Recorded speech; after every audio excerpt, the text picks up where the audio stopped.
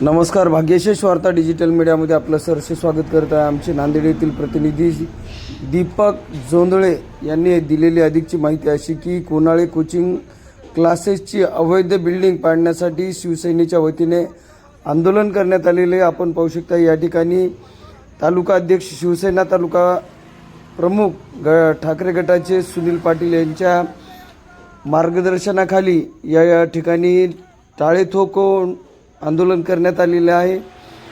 नांदेड शहरातील industries area परिसरामध्ये कोणाळे coaching क्लासेसची अनधिकृत बिल्डिंग पाडण्यासाठी शिवसेनेच्या वतीने गेटला कुलूप लावून आंदोलन करण्यात आले आहे। या विभागीय आयुक्तांनी महापालिकेला अनधिकृत बांधकाम पाडण्याचे पत्र पाठवल्यानंतर देखील मनपायुक्त कोणाची वाट पाहत आहे। अनधिकृत बांधकाम पाडण्यासाठी यामध्ये कुठेतरी देवाणघेवाण झाल्याचा आरोप करत शिवसेनेच्या वतीने घोषणाबाजी करत आंदोलन करण्यात आले आहे व लवकरात लवकर ही बिल्डिंग पाडण्यात यावी, अन्यथा शिवसेनेच्या वतीने तीव्र आंदोलन करण्याचा इशारा आंदोलकांनी दिलेला आहे। यावेळी शिवसेना गटाचे तालुका अध्यक्ष सुनील पाटील यांच्या मार्गदर्शनाखाली या ठिकाणी आंदोलन करण्यात आलेलं आहे।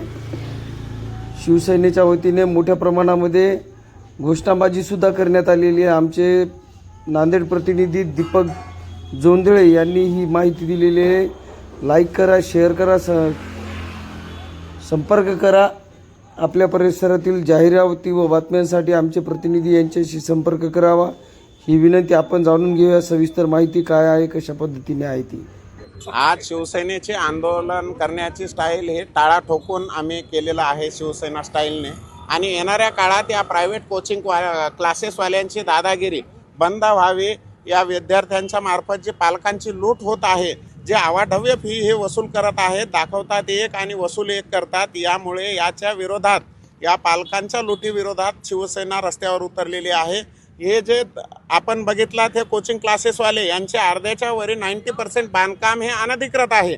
यांना पाठीशी कोण घालतंय हे आम्ही रस्त्यावर येऊन विचारण्यासाठी शिवसेना रस्त्यावर आलेली आहे।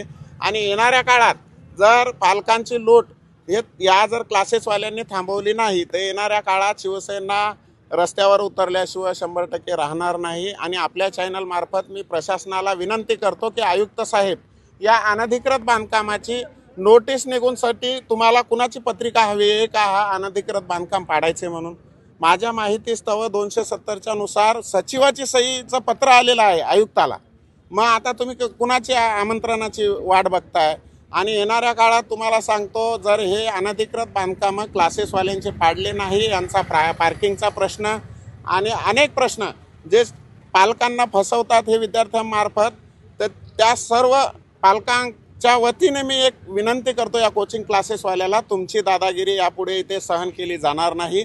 यानंतर शिवसेनेचं आंदोलन हे उग्र रूपाचं असेल आणि शिवसेना काय असेल हे तुम्हाला येणाऱ्या काळात नक्की दाखवल्याशिवाय राहणार। फसवणूक तुम्हाला सांगतो, यांचे टॉपर बघा, यांचे मोठे मोठे जे होल्डिंग लागलेले आहेत, तो एकच टॉपर हा प्रत्येक क्लासेसमध्ये कसा येऊ शकतो? माझा हा आपल्या चॅनल मार्फत या कोचिंग क्लासेसवाल्याला प्रश्न आहे।